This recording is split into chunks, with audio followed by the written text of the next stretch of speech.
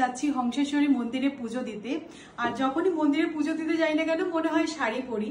তো আজকে এই শাড়িটার একটা স্টোরি আছে। এটা আমার বিয়ের তত্ত্বের শাড়ি। তো বহু পুরনো শাড়ি, 8 বছর হয়ে গেছে বিয়ের। আর এর সাথে যে ম্যাচিং ব্লাউজটা আছে সেটা আমার ছোট হয়ে গেছে, সেই কারণে দেখো কন্ট্রাস্টে আমি এই ব্লাউজটা দিয়েই পরেছি। এখানে যেহেতু সাদা সুতোর কাজ করা আছে তাই হোয়াইট কালারের ব্লাউজটা খারাপ লাগছে না।